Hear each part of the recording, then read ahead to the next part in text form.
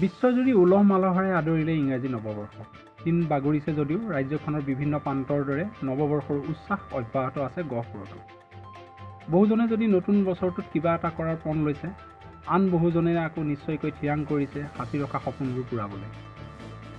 দীৰ্ঘদিন বিৰতিৰ পিছত যোগাত্মক দিশ সামৰা একাংশ বাতৰি লৈ আপোনালোকৰ মাজলৈ G+ চেনেলৰ মাধ্যমেৰে পুনৰ উভতি আহিছোঁ। আশা কৰোঁ আপোনালোকে পূৰ্বৰ দৰে আদৰি ল'ব গহপুৰ প্লাছ নামৰ এই ইউটিউব চেনেলটো। গহপুৰৰ জনপ্ৰিয় বিধায়ক উৎপল বৰাৰ গহপুৰখনক লৈ আছে বহু সপোন। বিগত কাৰ্যকালত সমষ্টিটোৰ বহু জ্বলন্ত সমস্যা সমাধান কৰি তেখেতে ৰাইজৰ সমাদৰ লভিবলৈ সক্ষম হৈছিল। নতুন বছৰটোত জনপ্ৰিয় বিধায়কগৰাকীয়ে গহপুৰৰ বিভিন্ন দিশ সামৰা যেনেধৰণে যাতায়াত, শিক্ষা, স্বাস্থ্য, গৰাখহনীয়া কিংবা নিবনুৱা যুৱক যুৱতীসকলক লৈ কেনেদৰে ভাবিছে শুনো আহক তেখেতৰ মুখেৰে।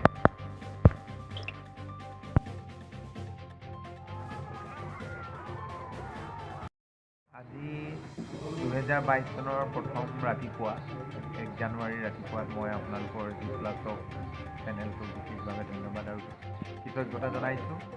আৰু এই নতুন বছৰটোত আমি গহপুৰ সমষ্টিত বিভিন্ন ধৰণে আমি কৰিবলগীয়া কাম বহুতো আছে।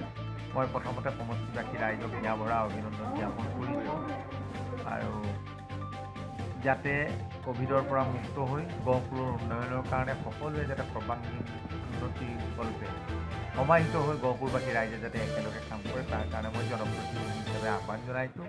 আৰু আহিবলগীয়া দিনবিলাকত আমাৰ বিভিন্ন ধৰণৰ কাম কৰিব লগা আছে। বিগত 5 বছৰীয়া কাৰ্যকালত আমি যিমানখিনি পাৰিছোঁ গহপুৰৰ সমস্যাখিনি সমাধান কৰিবলৈ বিচাৰিছিলোঁ আৰু বৰ্তমান আমি আমাৰ বিশেষভাৱে আমি যিটো আমাৰ উন্নয়নৰ ক্ষেত্ৰত যাতায়াত ব্যৱস্থাই হওক, নদী খহনীয়াৰ সমস্যা সমাধানৰ ক্ষেত্ৰই হওক বা আমি আমাৰ বিদ্যালয়বিলাকত বিশেষভাৱে বিদ্যালয়বিলাকৰ আন্তঃগাঁথনি উন্নয়ন এই সকলোবিলাক কাম কৰিবৰ কাৰণে আমি চেষ্টা কৰিছোঁ। স্বাস্থ্য ক্ষেত্ৰত উন্নয়নৰ কাৰণে ইতিমধ্যে আমি বুনিয়াদী স্বাস্থ্যকেন্দ্ৰ গহপুৰত 2খন আনিবৰ কাৰণে আমি প্ৰজেক্ট তৈয়াৰ কৰিছোঁ আৰু জনজাতীয় অঞ্চলত আমি দিছোঁ। ঠিক তেনেকৈ আমাৰ মাথাউৰি নিৰ্মাণৰ কাৰণে আমি প্ৰায় 17 কোটি টকা আমি আবণ্টন দিছোঁ। এইবাৰ আমাৰ অসম চৰকাৰ মুখ্যমন্ত্ৰী ডাঙৰীয়া তথা ৱাটাৰ ৰিচোৰ্চ মিনিষ্টাৰক মই ধন্যবাদ জনাইছোঁ যে প্ৰথম 10 কিলোমিটাৰ ৰাস্তা এইটো ইতিহাস হ'ব গহপুৰৰ কাৰণে যে ৰোড কাম বান্ধ নিৰ্মাণ কৰিবলৈ ব্ৰহ্মপুত্ৰ কাষে কাষে থকা পুৰণি মাথাউৰি। লগতে আমি সত্ৰং নদী যিটো গহপুৰ নগৰৰ মাজমজিয়াত আমাৰ যিটো ডাঙৰ সমস্যা জ্বলন্ত সমস্যা আছিল তাত ইতিমধ্যে আমি 15 কোটি টকা আবণ্টন দিছোঁ।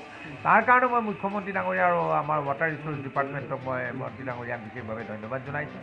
100 বেডেড হস্পিটেল আমি নিৰ্মাণ কৰি উলিয়াইছোঁ। কিছুদিনৰ পিছত আমি কাৰ্যক্ষম কৰিম। ঠিক তেনেকৈ আমাৰ নাৰ্ছিং ইনষ্টিটিউট আৰম্ভ হৈছে। কিছুদিনৰ পিছত আমি এই নতুন বছৰটোতে আমি পৰিকল্পনা হাতত লৈছোঁ যাতে নাৰ্ছিং কলেজখনো আমি সম্পূৰ্ণ কৰিব পাৰোঁ। আমি ইয়াতে বিভিন্ন ধৰণৰ শিক্ষাৰ ক্ষেত্ৰত আৰু কিছু কাম কৰিবলগীয়া আছে। বিদ্যালয়বিলাকত আমি 25খন বিদ্যালয়ত 50 লাখ টকাকৈ আবণ্টন দিবৰ কাৰণে আমি প্ৰজেক্ট ইতিমধ্যে পঠিয়াইছোঁ। হয়তো এই 22 চনৰ ভিতৰতে আমি সেইবিলাক পাবলৈ সক্ষম হ'ম। গতিকে মই ভাবিছোঁ 22 চনটোত আমাৰ কৰিবলগীয়া বহুখিনি কাম আছে। ক'ভিডৰ লগত আমি সমানে যুঁজিব লাগিব আৰু লগতে আমি আমাৰ উন্নয়ন আমি ত্বৰান্বিত কৰিব লাগিব। যিটো আমাৰ সন্মানীয় মুখ্যমন্ত্ৰী ডক্টৰ হিমন্ত বিশ্ব শৰ্মা ডাঙৰীয়াৰ যিটো আদৰ্শ তেখেতৰ যিটো লক্ষ্য আছে সেই লক্ষ্যত আমি সমাহিত হ'বলৈ আমি 2022 চনত আমি আমাৰ নিবনুৱা সমস্যা সকলোকে আমি যুৱকসকলক আমি চাকৰি দি পেলাই আমি সমস্যা সমাধান কৰিব নোৱাৰোঁ। গতিকে সেল্ফ ডিপেণ্ডেণ্ট কৰিবৰ কাৰণে আমি প্ৰত্যেকখন গাঁৱত আমি কোঅপাৰেটিভ নিৰ্মাণ কৰাৰ কাৰণে মুখ্যমন্ত্ৰী ডাঙৰীয়াই এটা পৰামৰ্শ আগবঢ়াইছে। সেই পৰামৰ্শ আমি সাকাৰ ৰূপত আমি দিবৰ কাৰণে চেষ্টা কৰিম। ইতিমধ্যে আমি এইবাৰ প্ৰায় 200 বিঘাতকৈ অধিক আমাৰ যুৱকসকলে মোৰ তত্ত্বাৱধানতেই আমি সৰিয়হ খেতি কৰিছোঁ। এতিয়া 50 বিঘাতকৈ অধিক আমি বড়ো খেতি কৰিবলৈ আৰম্ভ কৰিছোঁ। This is our beginning. কিয়নো গহপুৰ সমষ্টিত ধৰক আমাৰ বিভিন্ন আমাৰ বিধায়কসকলে বনাইছে। আমিও লাহে লাহে গহপুৰ সমষ্টিত আমি কোঅপাৰেটিভ বেচিছত আমি যাতে ডায়েৰী তৈয়াৰ কৰিব পাৰোঁ, আমি যাতে ফাৰ্মাৰ্ছ তৈয়াৰ কৰিব পাৰোঁ। এই ক্ষেত্ৰত আমি ফিচাৰী নিৰ্মাণৰ জৰিয়তে আমি যাতে ক্লাষ্টাৰ তৈয়াৰ কৰি আমি ফিছ ফাৰ্মিঙৰ ওপৰতো গুৰুত্ব দিব পাৰোঁ।